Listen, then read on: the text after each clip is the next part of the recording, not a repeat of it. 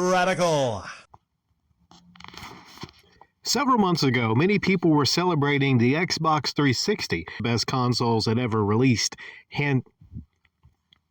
Several months back, many people were celebrating the Xbox 360, as they very well should, as it's one of the greatest consoles ever released.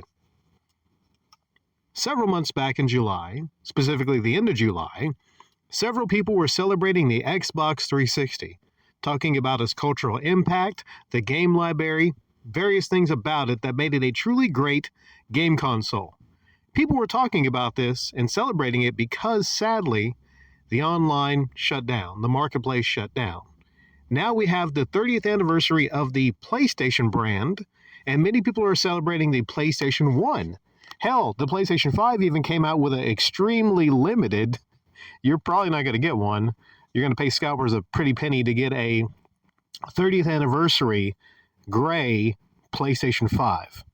Well, a former chief of PlayStation, Sean Layden, talked about how his specific quote is, "You're not going to see another PlayStation 1 to PlayStation 2 jump in performance," and believes we're nearing a point where the console becomes irrelevant. He says, "I think we're at a point where the console becomes irrelevant in the next, if not the next generation, then the next generation definitely." Meaning, well, if not the PlayStation 6 or the PlayStation 8, at some point, he says. He also said, "We're at a point now where the innovation curve on the hardware is starting to plateau or top out. At the same time, the commoditization of the silicon means that when you open up an Xbox or PlayStation, it's really pretty much the same chipset. It's all built by AMD. Each company has its own operating system and proprietary secret sauce, but in essence, it's the same. I think we're pretty much close to the final spec of what a console could be." See if he says anything else. One more thing. He says the jump from PS2 to PS3 was also remarkable. We got an HD standard. We got a lot of 60 frames per second gameplay. It had network capability. Then the PlayStation 3 to 4 was getting the network thing done right. And the PlayStation 5, which is a fantastic piece of kit, the actual difference in performance, we're getting to the realm, frankly, where only dogs can hear the difference now. You know, lots of people will sometimes see a game release and they will see a remaster or a redo of the same game, and they might have to squint to see super differences in detail. Meaning where if you went from a PlayStation 1 to a PlayStation 2, arguably that is the biggest jump we have ever seen. Lara Croft and her polygon bubbies to, well, what Tomb Raider looked like on the PlayStation 2. Gigantic difference. Much in the same way we jumped from 2D to 3D. We knew that we would hit a point eventually to where there's diminishing returns when it comes to graphics. I mean, the PlayStation 5 Pro, for instance, yeah, some of the games look better, like Spider-Man, but if you're having to really kind of focus on it, and yeah, it looks a little shinier, then are you really going to justify paying $700 to $800 to have slightly better looking games and maybe better frame rates? It gets to a point where I think the next big fight is not going to be in graphics. It's going to be in services. And hell, even though I'm not a fan of what Xbox is doing, there'll be a lot more on that in an upload. I have a lot to say about Xbox here recently. Maybe Xbox has the right idea because they're trying to shift to Game Pass from actually traditional consoles with better graphical capabilities to outdo the other console. It says a lot that they don't have a Xbox Series X Pro or whatever the fuck they would call that. Xbox Series X Pro? I don't know. But they don't have one. And they've had some doublespeak. Well, I'm going to save my Xbox talk till later. Diminishing returns is the key where he's talking about here, that you're not going to see that big difference between the PlayStation 1 and the PlayStation 2 again. Many people got spoiled and they went from a generation decades back and they not only paid around similar around the same price for a new console, around like 2, 3, 400, except with the fucking PlayStation 3, which for its time was and it might still be the most expensive console for its time. People got spoiled in thinking, well, I can just go ahead and throw this old console away. This old console with these old disgusting looking graphics. This new console has whole new graphics, all kind of new graphics. It's more and more lifelike. But now, diminishing returns. Photorealistic quality, is that what we're going to try to aim for?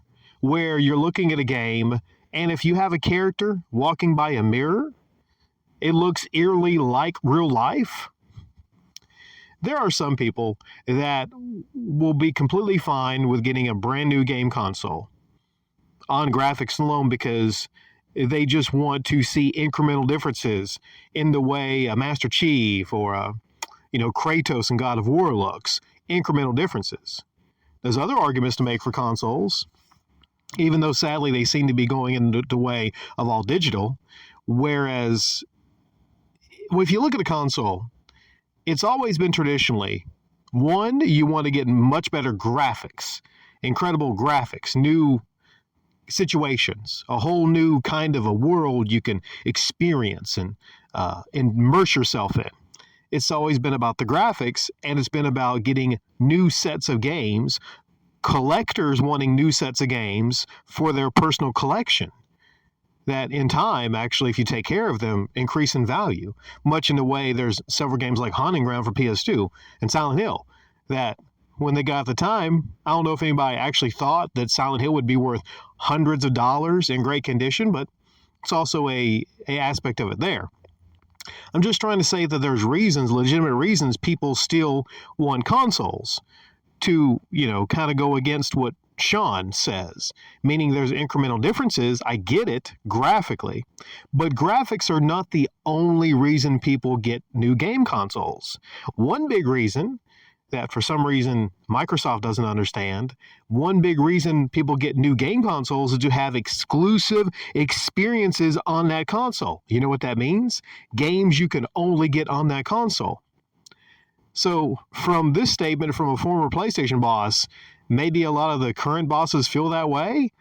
And then there might be a sad future where Microsoft and Sony just kind of switch to update online boxes with their different, not pushing console sales or even game sales, but who's to say that Sony might one day just go the same path where they start releasing all their games on PC? But yeah, I think people need to temper their expectations when they look at the PlayStation 6 or the PlayStation 7. Yeah, you're going to get better graphics, higher resolutions, but if you're going into it thinking that these are going to be visual masterpieces on a level you have never experienced in your life before, that in no way, shape, or form resemble what came before them, then you might be sadly let down. I mean, if it's not for the new games and the new experiences, look at the PlayStation 5 compared to the PlayStation 4 and all the games that came out for the PlayStation 4, all the IPs that started for the PlayStation 4. Also, same deal with Microsoft. Past generations, to get a new console, here's a reason people got consoles, because you got brand new IPs, brand new experiences. Going to a PlayStation, you're like, hey, I want to play God of War, I want to play Sly the Raccoon, I want to play Little Big Planet and the Sackboy. I want to have all these experiences and new types of franchises. And on the Xbox, Gears, Halo, Forza, yeah. But when they first came out, people were blown away by Halo, Gears, and Forza. It was new experiences, exclusive experiences to those consoles. Nowadays, you look at the Xbox Series X, and can you point me to a new franchise that started on that? Again, I'm going to save some of the Xbox talk for a future upload. If you look at the PlayStation, What do they got? Like, Returnal. They got Astrobot. I'm at a loss here. I mean, I've heard Returnal was really good, but how many new experiences, new complete franchise and IPs do you have on the PlayStation 5? And it's more than halfway through its console life cycle. So what do they have in store for the remainder of the PlayStation 5? What does Microsoft have in store for the remainder of the Xbox Series X, Series Xbox X? What do they have in store? Maybe they might have to buy their way to get a couple more decent games. Huh? Yeah. So temper your expectations is what this guy Sean says. We are never going to see another jump in graphical fidelity from the PlayStation 1 to the PlayStation 2, or even the PlayStation 2 to the PlayStation 3. For people that remember, they have fond memories of opening up a game console, maybe as a kid on Christmas morning, plugging that thing in and being wowed and blown away in whole new experiences. Visually, a visual feast for the eyes. Whole new worlds, whole new experiences. Right now, if you get a new game console, you're like, is it going to be 60 frames per second? Hey, it's the same game, but in 4K. Ooh, ray tracing. Ooh. Yeah, I agree. It's not the amazing experience as it used to be. It just simply isn't. People still buy them, though.